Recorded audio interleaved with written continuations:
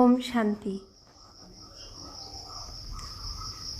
आज 29 मे 2025 आज के बाप दादा मधुर महावाक्य बोलছেন।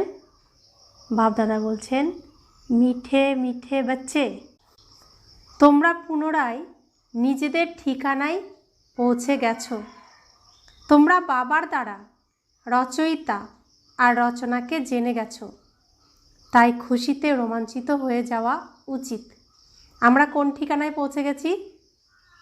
দুনিয়া যেই ঠিকানা খুঁজছে, ভক্তরা এত তীর্থ আদি করছে, এত জপ তপ করছে ভগবানকে পাওয়ার জন্য, আমরা সেই ভগবানের সেই ঠিকানায় পৌঁছে গেছি।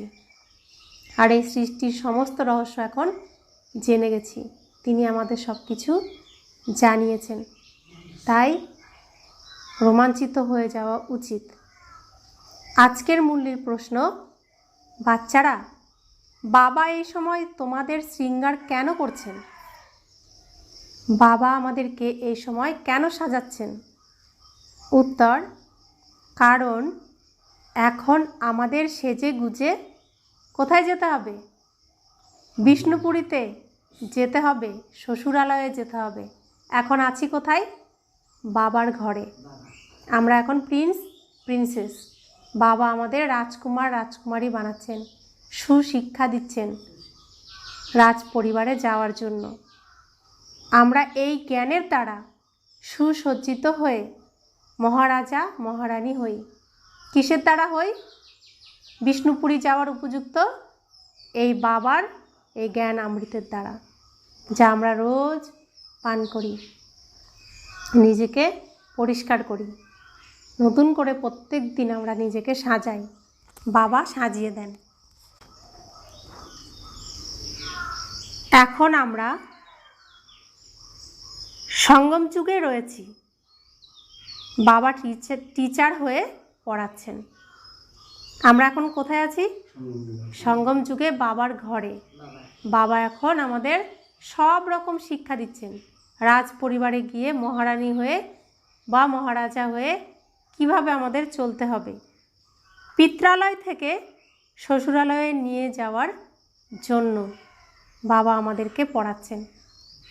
পিত্রালয় থেকে শ্বশুরালয়ে নিয়ে যাওয়ার জন্য।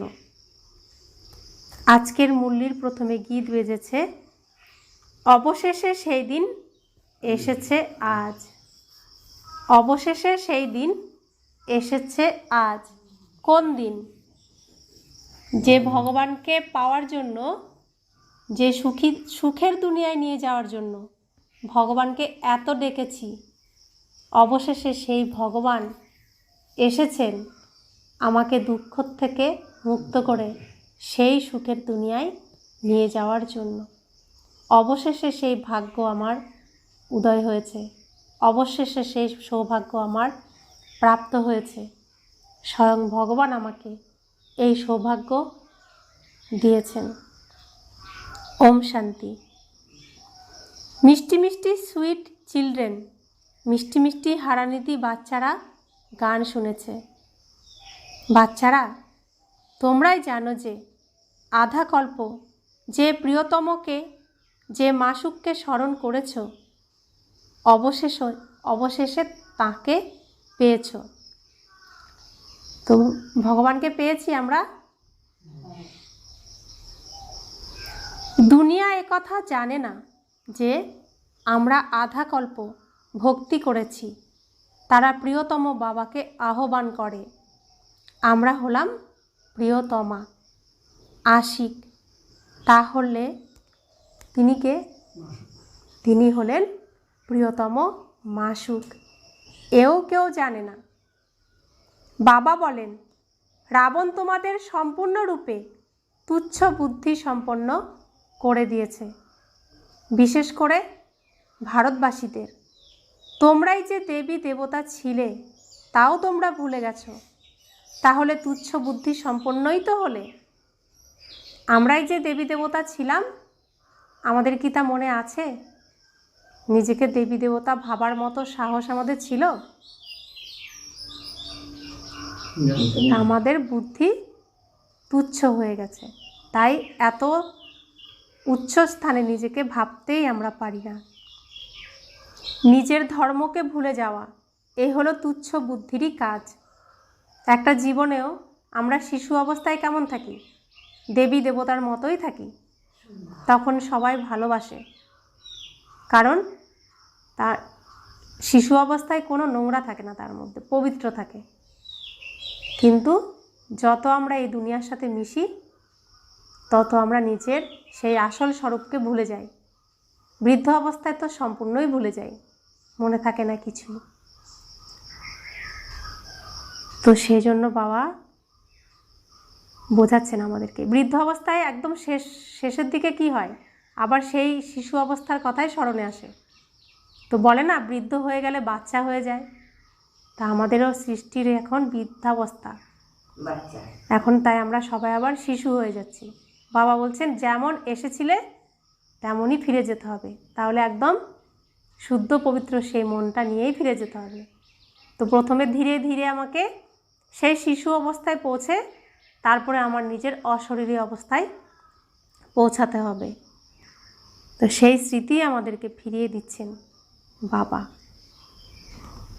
তো বাবা বলছেন, নিজের ধর্মকে ভুলে যাওয়া অর্থাৎ তুচ্ছ বুদ্ধিরই কাজ। তো আমি যখন ভগবানের ঘর থেকে এসেছি, যেমন ছিলাম, আমার ধর্ম যা ছিল সেটা ভুলে যাওয়াই হলো কি তুচ্ছ বুদ্ধির কাজ। এখন এ কথা শুধুমাত্র তোমরাই জানো। আমরা অর্থাৎ ভারতবাসীরা স্বর্গবাসী ছিলাম। এই ভারত স্বর্গ ছিল, সামান্য সময়ই হয়েছে।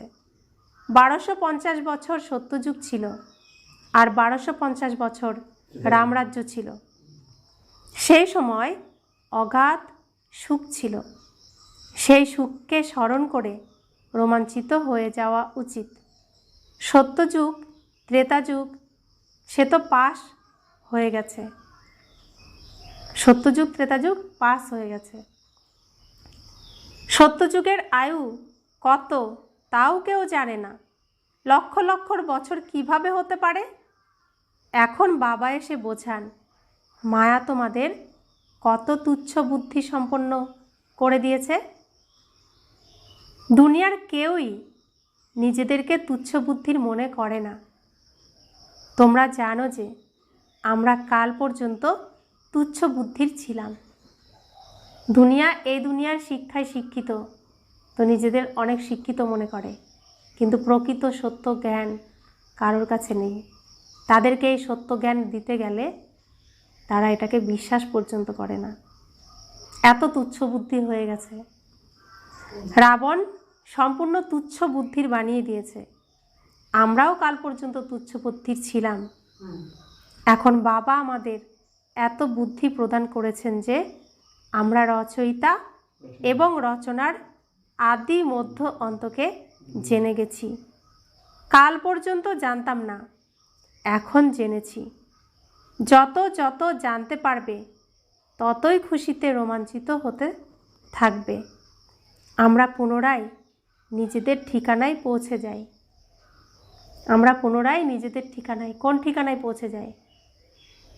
বাবার কাছে পৌঁছে যাই, বাবার ঘরে আমরা পৌঁছে যাই। ভগবান যখন এই পৃথিবীতে আসেন, তাকে আমরা চিনে নিই, তার কাছে আমরা পৌঁছে যাই। অবশ্যই বাবা আমাদেরকে স্বর্গের রাজত্ব দিয়েছিলেন, পরে আমরা তা হারিয়ে ফেলেছি। এখন আমরা অপবিত্র হয়ে গেছি। সত্যযুগকে পতিত বলবে না। তা আমরা আমাদের রাজ্য, আমাদের সোনার সংসার সব কিছু হারিয়ে পরের রঙে রঙিন হয়ে গেছি। নোংরা ধুলো সব মেখে নিজের রূপটাকেই কুৎসিত বানিয়ে দিয়েছি। বুদ্ধিও তেমনই হয়ে গেছে। তো আমাদের সেই শিশু অবস্থার কথা মনে নেই। তো বাবা আমাদেরকে এখন নিজে দায়িত্ব করে এই ধুলো ময়লা নোংরা পরিষ্কার করে কালো সব দাগ তুলে সুন্দর করে সাজাতে এসেছেন। তাই তিনি আমাদের সমস্ত স্মৃতি ফিরিয়ে দিচ্ছেন। আমরা কাল পর্যন্ত নিজেকে জানতাম না, আজ এখন জেনেছি। বাবা বলছেন, অবশ্যই বাবা আমাদেরকে স্বর্গের রাজত্ব দিয়েছিলেন, পরে আমরা তা হারিয়ে ফেলেছি। তো হারিয়ে আমরা কি হয়েছি? অপবিত্র হয়ে আমরা হারিয়ে ফেলেছি। এখন আমরা অপবিত্র হয়ে গেছি। সত্যযুগকে পতিত বলবে না, ওটা হলোই পবিত্র দুনিয়া। মানুষ বলে, পতিত পাবন এসো।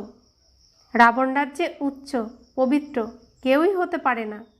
সর্বোচ্চ পিতার বাচ্চা হলে তখন উচ্চ। সর্বোচ্চ পিতার বাচ্চা হলে তবেই উচ্চ পদের অধিকারী হয়। পিতা সর্বোচ্চ, তার শিক্ষা সর্বোচ্চ, পদও সর্বোচ্চ। বাচ্চারা, তোমরা বাবাকে জেনেছ, সেও পুরুষার্থের নম্বরের ক্রমানুসারে। সকালে উঠে নিজের মনকে জিজ্ঞাসা করো, অমৃতবেলার সময় অত্যন্ত ভালো। সকালে অমৃতবেলায় বসে এসব চিন্তন করো। বাবা আমাদের বাবাও, আবার টিচারও। ও গডফাদার, হে পরমপিতা পরমাত্মা তো বলেই। বাচ্চারা, এখন তোমরা জানো, যাকে স্মরণ করে হে ভগবান, এখন তাকে আমরা পেয়েছি। পুনরায় এখন আমরা অসীম জগতের উত্তরাধিকার নিচ্ছি। উনি হলেন লৌকিক পিতা, ইনি হলেন অসীম জগতের পিতা। তোমাদের লৌকিক পিতাও সেই অসীম জগতের পিতাকে স্মরণ করে, তাই তিনি হলেন পিতারও পিতা, পতিরও পতি। ভগবানকে কে স্মরণ করে না? আমার যে লৌকিক পিতা, তিনিও স্মরণ করেন, লৌকিক পিতার পিতাও স্মরণ করেন, তার পিতাও স্মরণ করেন, প্রত্যেকে স্মরণ করেন। আমার যে পতি লৌকিক, সেও স্মরণ করে, আবার তার স্ত্রী যে, সেও স্মরণ করে। তো পতিরও পতি, স্ত্রীরও তিনি পতি, সকলের তিনি পতি, তাই তো? এই ভারতবাসীরাই বলে, কারণ এখন আমি তাদের পিতারও পিতা, পতিরও পতি হয়ে যাই। কারা বলে এসব কথা? এই ভারতবাসীরাই বলে।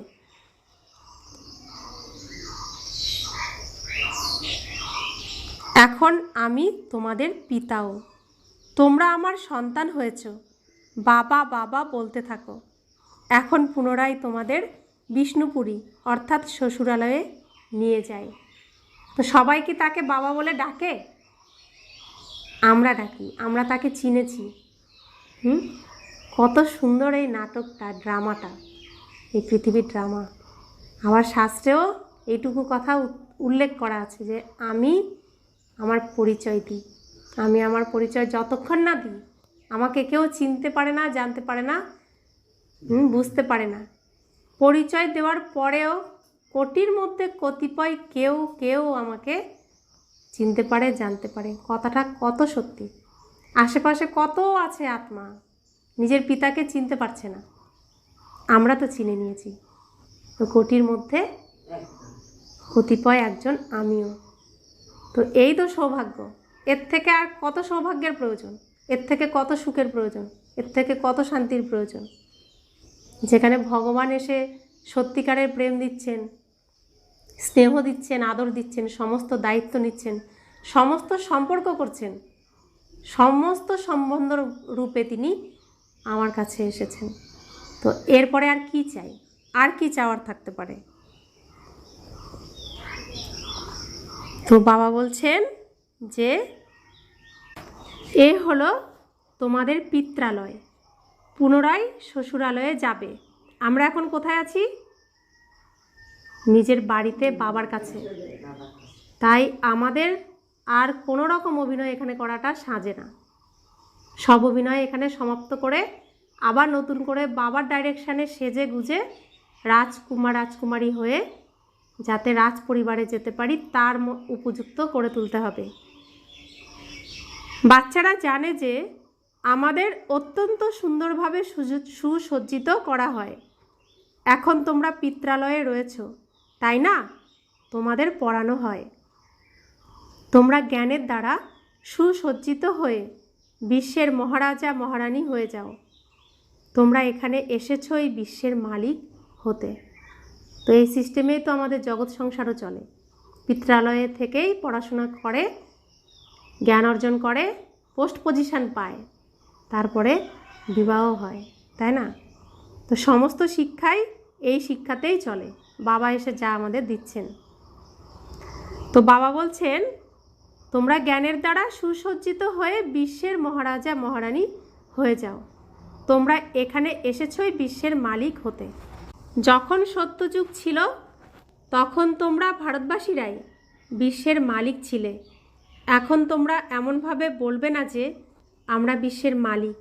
তোমরা এখন জানো যে ভারতের মালিকরা এখন কলিযুগীয়, আমরা হলাম সঙ্গমযুগীয়। পুনরায় আমরা সত্যযুগে বিশ্বের মালিক হব। বাচ্চারা, এই কথা তোমাদের বুদ্ধিতে আসা উচিত। এখন যারা এই ভারতের মালিক বা বিশ্বের মালিক হয়ে রয়েছে তারা প্রত্যেকে কলিযুগীয়। আমরা এখন কোথায় আছি? সঙ্গম যুগে।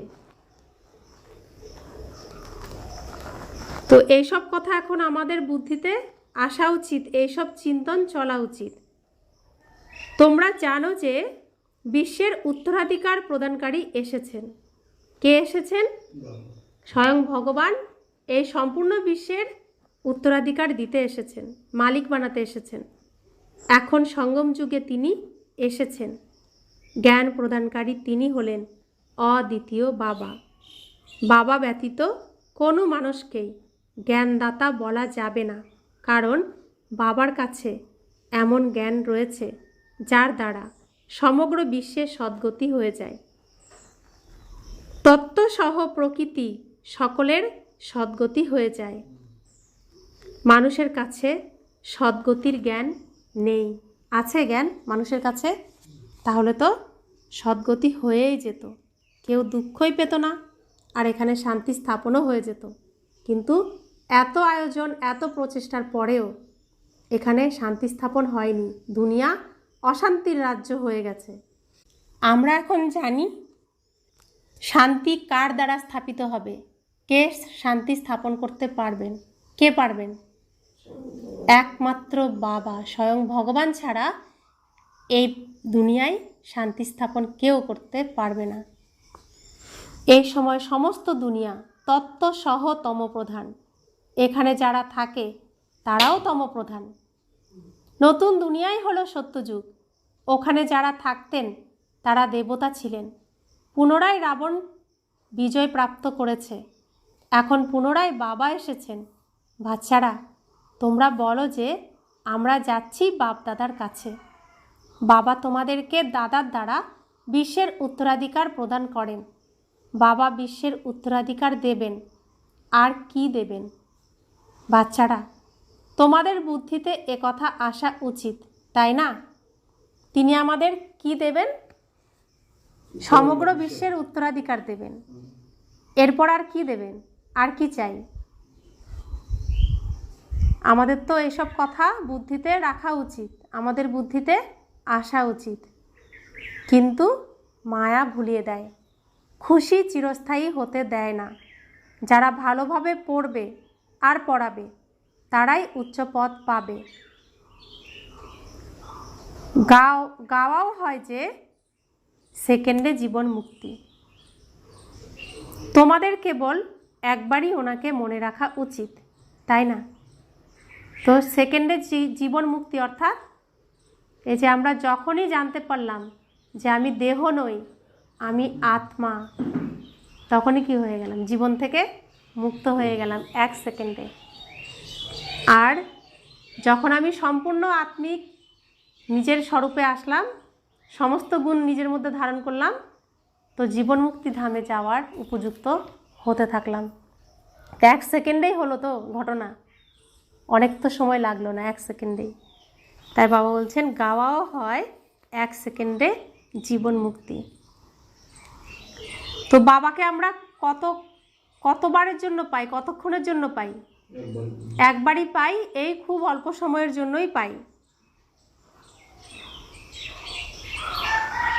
তো বাবা বলছেন এসব কথা তো মনে রাখা উচিত। বাবাকেও একবারই পাই, তাই বাবাকেও মনে রাখা উচিত। সকল আত্মাদের পিতা একজনই, তিনি সকল আত্মাদের পিতা, তিনি এসেছেন। কিন্তু সকলেই তো মিলিত হতে পারবে না, অসম্ভব। তো আমি তার সাথে মিলিত হতে পারছি, সম্ভব হয়েছে, আমার সৌভাগ্য খুলেছে। তো এই সৌভাগ্যকে কি করতে হবে? সফল করতে হবে। তো সবাই তো চান্স পায় না, আমি চান্স পেয়েছি, ভগবানের সাথে মিলনের চান্স পেয়েছি। বাবা পড়াতে আসেন, তোমরাও সকলে হলে টিচার্স। বলাও তো হয় গীতা পাঠশালা, তাই না? এই শব্দটিও অতি কমন। তারা বলে কৃষ্ণ গীতা শুনিয়েছে। এখন এ তো কৃষ্ণের পাঠশালা নয়, কৃষ্ণের আত্মা পড়ছে। সত্যযুগে কি কেউ গীতা পাঠশালায় পড়ে বা পড়ায়? সত্যযুগে কোনো গীতা পাঠশালা থাকেই না, সেখানে গীতাও থাকে না। কৃষ্ণের জন্ম তো হয়ই সত্যযুগে, পুনরায় 84 জন্ম নেয়। একজনের শরীরও মিলতে পারে না অন্যের সঙ্গে। ড্রামা প্ল্যান অনুসারে প্রত্যেক আত্মায় নিজের 84 জন্মের পাঠ ভরা রয়েছে। 1 সেকেন্ডে মেলে না, 1 সেকেন্ডও মেলে না অন্যের সঙ্গে। 5000 বছর তোমরা নিজের নিজের পার্ট প্লে করো, 1 সেকেন্ডের পার্টও মিলতে পারে না দ্বিতীয় সেকেন্ডের সঙ্গে। কত বুঝবার মতন বিষয়। এ তো ড্রামা, তাই না? পার্ট রিপিট হতে পারে, পার্ট রিপিট হতেই থাকে। এছাড়া বাকি ওইসব শাস্ত্র সবই ভক্তিমার্গের। আধা কল্প চলে ভক্তিমার্গ, পুনরায় আমি এসে সকলের সদ্গতি করি। তোমরা জানো যে 5000 বছর পূর্বে রাজত্ব করতাম, সৎ গতিতে সুখে ছিলাম, দুঃখ নামের কোনো চিহ্নটুকুও ছিল না। এখন তো দুঃখই দুঃখ, একে দুঃখধাম বলা হয়। আমরা এখন কোথায় আছি? দুঃখধামে, অশান্তির দুনিয়ায়, মিথ্যার দুনিয়ায়, যেখানে দুঃখই দুঃখ। শান্তিধাম, সুখধাম আর দুঃখধাম। শান্তিধাম কোনটা? শান্তিধাম পরমধাম। সুখধাম কোনটা? সত্যযুগ। আর দুঃখধাম কলিযুগ। আমরা এখন আছি কোথায়? দুঃখধামে। আর এখন দুঃখধাম ছেড়ে আমরা সুখধামে যাওয়ার এই মিলন সময়ে রয়েছি, সঙ্গম যুগে রয়েছি। আমি এসে ভারতবাসীদেরই সুখধামের পথ বলে দিই। পুনরায় প্রতি কল্পেই আমাকে আসতে হয়। অনেকবার এসেছি, আসতেই থাকব। তো তিনি কবে কবে আসেন? প্রত্যেক কল্পে কল্পে। আর ওখানে বলা হয়েছে যুগে যুগে, অর্থাৎ একটা চক্রের কলিযুগ শেষ হলে আরেকটা চক্রের সত্যযুগের শুরু। তো এই দুই যুগের মাঝখানে তিনি এই মিলন সময়ে তিনি আসেন, সঙ্গম সময়ে তিনি আসেন। এর কোনো শেষ হতে পারে না, এ চলতেই থাকবে, আবর্তিত হতেই থাকবে। এই সিন আবার পুনরায় আসবে, রিপিট হতেই থাকবে। তোমরা যখন পরিক্রমা করে দুঃখধামে আসো, তখন আমাকেও আসতে হয়। যখন তোমরা দুঃখধামে আসো আর খোঁচা খাও কাঁটার জঙ্গলে, তখন আমাকে আসতে হয়। এখন তোমাদের 84 জন্মের চক্রের স্মৃতি এসেছে। এখন তোমাদের 84 জন্মের চক্রের স্মৃতি এসেছে স্মৃতি। বাবাকে রচয়িতা বলা হয়, এমন নয় যে ড্রামার কোনো রচয়িতা আছে। রচয়িতা অর্থাৎ এই সময় এসে সত্যযুগের রচনা করেন। সত্যযুগে যাদের রাজ্য ছিল, পরে তা হারিয়ে ফেলেছে, তাদেরকেই বসে পড়ায়। কে পড়াচ্ছেন? শিব বাবা। কাদেরকে পড়াচ্ছেন? সেই দেবতাদের যারা রাজ্য হারা, সব কিছু হারিয়ে সাধারণ হয়ে গেছে। সেই মহালয়ের সিন, দেবতারা রাজ্য সিংহাসন সব হারিয়ে শিব বাবা স্মরণে আসে। শিব বাবা নারী শক্তির রচনা করে, তো সেই নারী শক্তির দ্বারা অসুরদের পরাজিত করে, তারপর দেবতাদের রাজ্য ফিরিয়ে দেয়। তো সেই পর্ব এখন চলছে, তো অনুভব হচ্ছে তো। তো বাবা বলছেন, বাবাকে রচয়িতা বলা হয়। তো তিনি আমাদেরকে পড়াচ্ছেন। বাচ্চাদের অ্যাডপ্ট করি, তোমরা হলে আমার সন্তান। তোমাদের কোনো সাধু সন্তাদি পড়ায় না। আমাদেরকে কে পড়াচ্ছেন? স্বয়ং ভগবান বাবা পড়াচ্ছেন। যিনি পড়ান তিনি হলেন তোমাদের একমাত্র পিতা, যাকে সকলেই স্মরণ করে। তাহলে অবশ্যই পতিত পাবন পিতা আসেন। ক্রাইস্টের উদ্দেশ্যে একথা বলতে পারবে না যে পুনরায় এসো। তারা মনে করে বিলীন হয়ে গেছে, পুনরায় আসার কোনো কথাই নেই। তো সাধু সন্তরা মনে করে যে ব্রহ্মে লীন হয়ে যায়। ক্রাইস্টের উদ্দেশ্য বলা হয় তিনি বিলীন হয়ে গেছে আর তিনি আসবেন না, পুনরায় আসার কোনো কথাই নেই। তবুও পতিত পাবনকে স্মরণ করে, পুনরায় আমাদের অর্থাৎ আত্মাদের উত্তরাধিকার প্রদান করো। তো ক্রাইস্টকেই তো ভগবান মানছে, তো তাকে স্মরণ করছে। তো এদিকে আবার বলছে বিলীন হয়ে গেছে আর পুনরায় আসবে, এমন হতে পারে না। তো মানুষ কত তুচ্ছ বুদ্ধির হয়ে গেছে, সব কিছু উল্টো পাল্টা করতে থাকে, সব কিছু করতে থাকে, বোঝে না কিছুই। আমরাও বুঝতাম না, আমরাও অন্ধের মতো এমনই করতাম। তো বাবা বলছেন, বাচ্চারা এখন তোমাদের স্মৃতিতে এসেছে যে বাবা এসেছেন, নতুন দুনিয়ার স্থাপনা করবেন। তারা যদিও নিজেদের সময় অনুসারে রজতমতেই আসবে। কারা আসবে রজতমতে? পৃথিবীতে যখন রজ অবস্থা, সেই অবস্থার সময় কারা আসবে? অন্যান্য ধর্মাবলম্বীরা।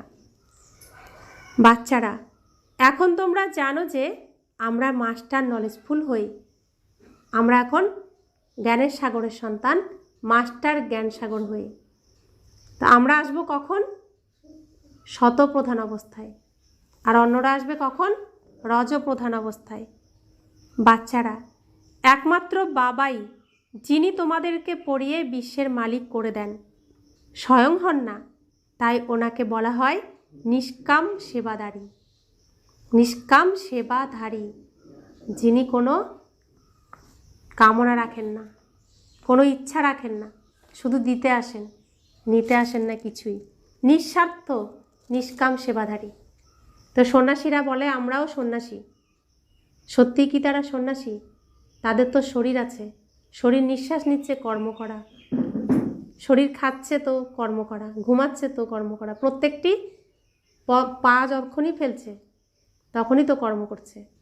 কিন্তু বাবার দেহ নেই, তাই তিনি কর্মের বন্ধনে আসেন না, সব কিছুর ঊর্ধ্বে থাকেন, তিনি নেয়ারা পেয়ারা।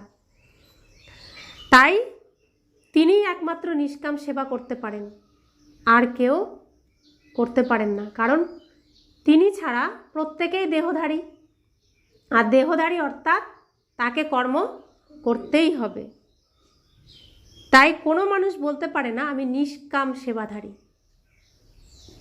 মানুষ বলে যে আমরা ফলের আশা করি না, আমরা নিষ্কাম সেবা করি, কিন্তু এমন হয় না। যেমন সংস্কার নিয়ে আসে সে অনুসারে জন্ম হয়, কর্মের ফল অবশ্যই প্রাপ্ত হয়। সন্ন্যাসীরাও গৃহস্থীদের কাছে জন্ম নিয়ে পুনরায় সংস্কার অনুযায়ী সন্ন্যাস ধর্মে চলে যায়। যেমন বাবা সৈন্যদের উদাহরণ দেয়। তারা বলে গীতায় লিখিত রয়েছে যে যার যুদ্ধক্ষেত্রে মৃত্যু হবে সে স্বর্গে যাবে, কিন্তু স্বর্গে যাওয়ারও তো সময় চাই, তাই না? স্বর্গকে তো লক্ষ লক্ষ বছরের বলে দেয়, তো স্বর্গকে লক্ষ লক্ষ বছরের বলে দেয়, স্বর্গের আয়ুকে। এখন তোমরা জানো যে বাবা কি বোঝান আর গীতায় কি লিখিত রয়েছে। বলে ভগবানুবাচ আমি সর্বব্যাপী। তো শাস্ত্রে বলে দেয় যে আমি সর্বব্যাপী। তো বাবা কি তা বোঝাচ্ছেন তিনি সর্বব্যাপী? বাবা বলেন কি করে আমি নিজেকে এমনভাবে গালি দেব যে আমি সর্বব্যাপী? কুকুর বিড়াল সবেতেই বর্তমান। আমি নিজেকে কি করে কুকুরের মধ্যে ভাববো? আমি নিজেকে কি করে বিড়ালের মধ্যে ভাববো? আমি নিজেকে কি করে নোংরার মধ্যে ভাববো? আমি কি এমন বলতে পারি? আমাকে তোমরা জ্ঞান সাগর বলো, তাহলে আমি নিজেকে এমন কথা কিভাবে বলবো? কতখানি মিথ্যা! তো ভগবানের নামে আমরা বুদ্ধ তুচ্ছ বুদ্ধির বাচ্চারা কত নিন্দা করেছি, কত অপমান করেছি। তো এগুলো কি হয়েছে? পাপ হয়েছে না পুণ্য হয়েছে? কত পাপ করেছি যে নিজের পিতার উপর নিজেই পা রেখেছি। নিজের পিতার কত লাঞ্ছনা গঞ্জনা আমি দিয়েছি নিজের পিতাকেই। তো কত বড় পাপ হয়েছে আমাদের, তাই না? সেজন্যই তো সমাজে আজ সন্তানরা পিতার সম্মান করে না। রাবণ এমন শিক্ষাই আমাদের দিয়েছেন। তো যে যত রাবণের শিক্ষায় শিক্ষিত হয়, সে তত নিজের আসল শিক্ষাকে ভুলে যায়। এমনটাও পুরোপুরি নয়, অনেকেই আছে সব শিক্ষাই শিক্ষিত, বাবার শিক্ষাও একদম 100% পরিপূর্ণ, রাবণের শিক্ষাও 100% পরিপূর্ণ, কিন্তু নিচ্ছে বাবারটাই। আর তার মধ্যে সেই বাবার গুণ রয়েছে। যেমন ব্রহ্মা বাবা, তিনি কখনো তার শ্রীমত উল্লঙ্ঘন করেননি, যতই অজ্ঞানকালে ছিলেন তবুও। তিনি কখনোই তার জীবন সম্পর্কে ভালো করে জানতে হবে, কারণ তিনি আমাদের সামনে রয়েছেন। তাকে উদ্দেশ্য করেই তার মতো হয়েই আমাদের ফিরতে হবে ঘরে। তাই ব্রহ্মা বাবাকে বুঝতে হবে, তিনি অজ্ঞানকালেও কখনো শ্রীমত উল্লঙ্ঘন করেননি। তো তার সম্পর্কে অনেক কথা শিব বাবা আমাদের এই মুরলির মাধ্যমেই জানিয়েছেন, ব্রহ্মা বাবা নিজেও জানিয়েছেন, বা তাকে যারা সামনের থেকে কাছের থেকে দেখেছেন তারাও জানিয়েছেন। তো বাবা বলছেন যে বাবা নিজেকে নিজে কিভাবে গালি দেবেন? আমাকে তোমরা জ্ঞান সাগর বলো, তাই না? তো জ্ঞান কারোর মধ্যেই নেই। সন্ন্যাসীদের কত সম্মান, কারণ তারা পবিত্র। সত্যযুগে কেউ গুরু হয় না। এখানে স্ত্রীকেও বলা হয় যে তোমার স্বামী তোমার গুরু, ঈশ্বর, দ্বিতীয় কোনো গুরু করো না। তোমার পতি পরমেশ্বর, তোমার পতি তোমার গুরু, তোমার স্বামী তোমার ঈশ্বর, তাই তুমি দ্বিতীয় কোনো গুরু করো না। সেও তো তখন বোঝানো হতো যখন ভক্তিও শতপ্রধান ছিল। সত্যযুগে গুরু ছিল না, ভক্তির শুরুতেও গুরু প্রথা ছিল না। স্বামী ছিল সব, গুরু করা হতো না।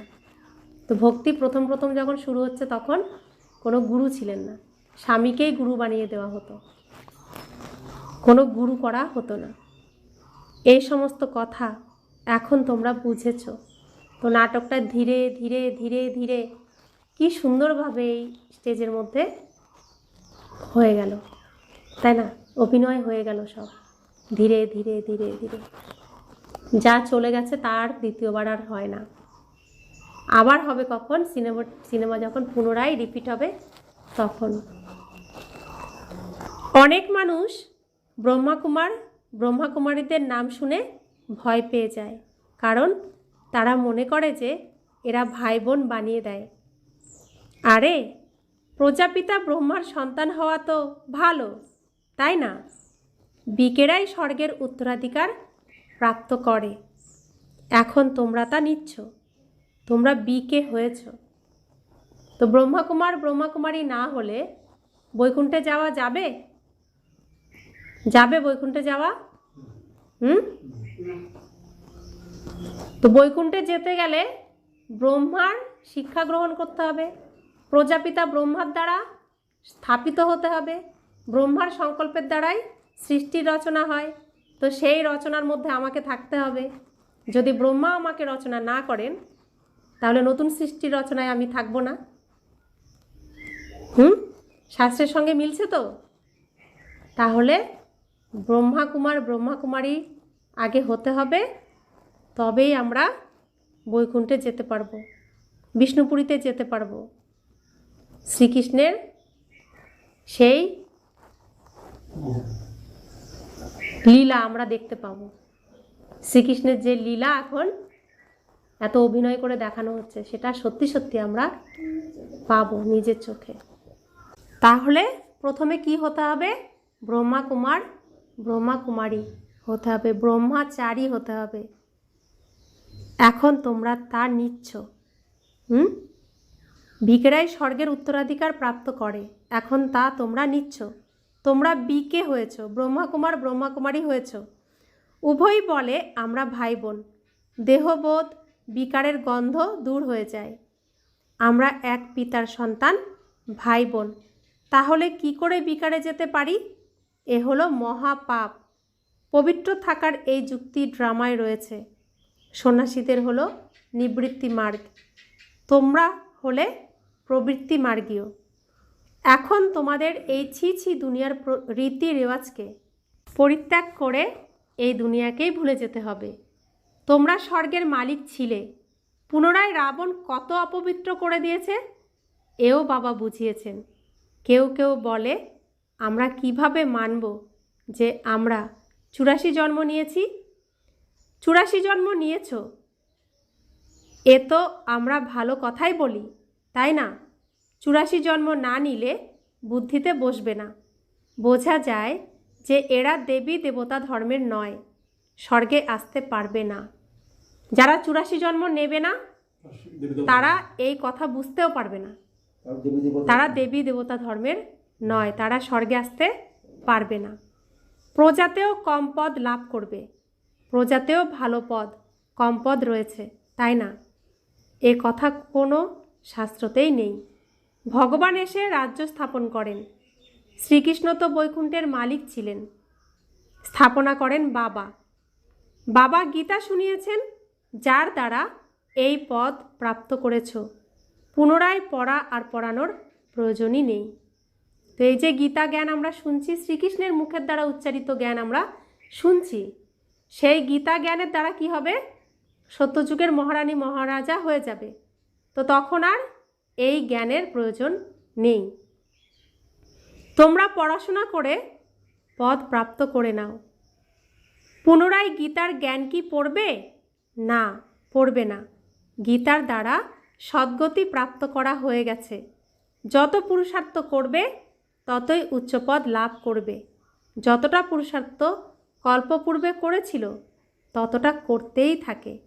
সাক্ষী হয়ে দেখতে হবে, টিচারদেরকেও দেখতে হবে যারা আমাদের পড়িয়েছেন। আমাদের ওনাদের থেকেও হুঁশিয়ার হতে হবে। কি বললেন বাবা? টিচারদের থেকেও হুঁশিয়ার হতে হবে। ব্যবধান অনেক বেশি, উচ্চতম হওয়ার জন্য প্রচেষ্টা করতে হবে। মূল কথা হলো তমপ্রধান থেকে শতপ্রধান হতে হবে। এ হলো বোঝার মতন বিষয়, তাই না? গৃহস্থ ব্যবহারে থাকতে হবে, বাবাকে স্মরণ করতে হবে, তবেই তোমরা পবিত্র হয়ে যাবে। এখানে সকলেই পতিত, এখানে দুঃখই দুঃখ। সুখের রাজ্য কখন ছিল তা কেউই জানে না। দুঃখে বলে হে ভগবান, হে রাম, দুঃখ কেন দিয়েছ? তো সবাই ভগবানকে দোষ দেয় যে হে ভগবান, আমাকে এত দুঃখ কেন দিয়েছ? এটাও কি পাপ হয়েছে না বলাটা? ঈশ্বর তো কাউকে দুঃখ দেয় না। তো যারা এই যুগে মাতা পিতা হয়েছে তারাও তো সন্তানের কাছে ভগবান। মাতা পিতা কি সন্তানকে দুঃখ দিতে পারে? তো তিনি পিতা, তিনি কি দুঃখ দিতে পারেন? অথচ আমরা কত তাকে দুঃখের জন্য অভিযোগ জানাই। দুঃখ দেয় রাবণ। এখন তোমরা জেনেছো যে আমাদের রাজ্যে আর কোনো ধর্ম থাকবে না, পরে অন্যান্য ধর্ম আসবে। অবশ্যই তোমরা যেখানেই যাও তোমাদের অধ্যয়ন তোমাদের সঙ্গে রয়েছে। তোমরা মনমনা ভবর লক্ষ্য পেয়েছো, বাবাকে স্মরণ করো।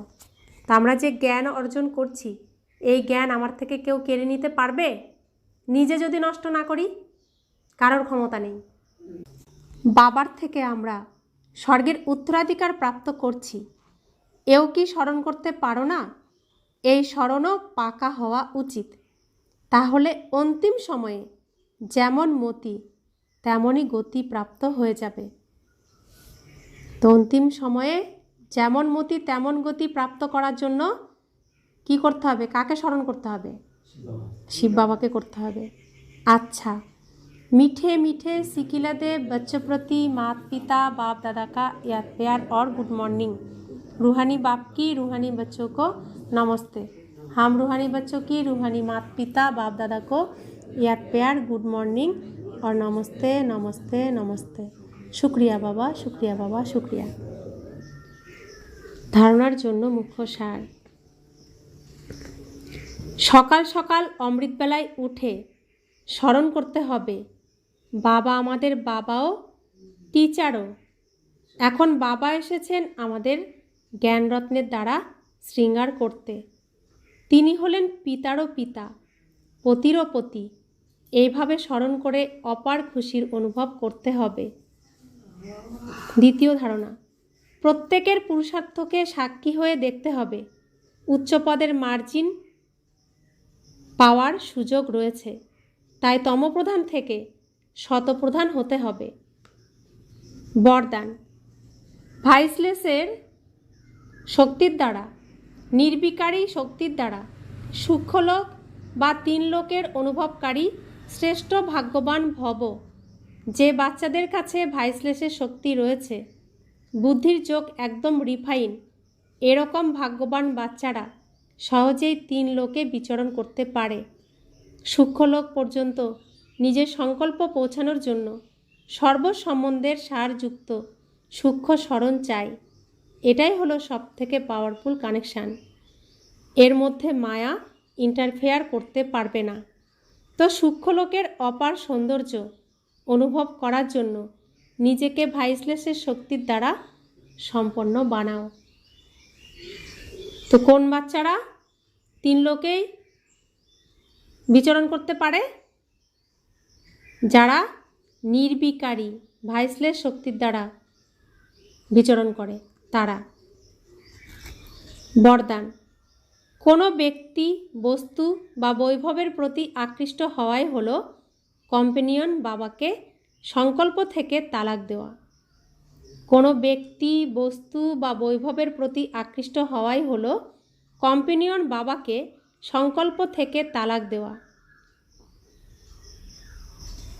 কোনো ব্যক্তির প্রতি আকৃষ্ট হলে, কোনো বস্তুর প্রতি আকৃষ্ট হইলে আর বৈভবের প্রতি আকৃষ্ট হলে কি হলো? যে বাবা সবসময় আমার সাথে কম্বাইন্ড হয়ে থাকে তাকে তালাক দেওয়া হলো।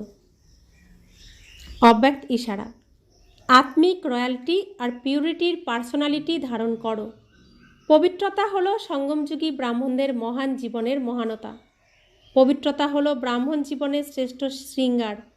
যেরকম স্থূল শরীরে বিশেষ শ্বাস চলা আবশ্যক, শ্বাস নেই তো জীবন নেই, সেরকম ব্রাহ্মণ জীবনের শ্বাস হলো পবিত্রতা।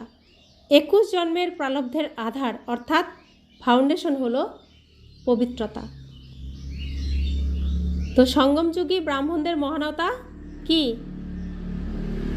পবিত্রতা। তো মন, বল, তন সব কিছু, সম্বন্ধ সম্পর্ক সব কিছু হবে পবিত্র। তো এটাই হলো ব্রাহ্মণ জীবনের মহানতা। ওম শান্তি।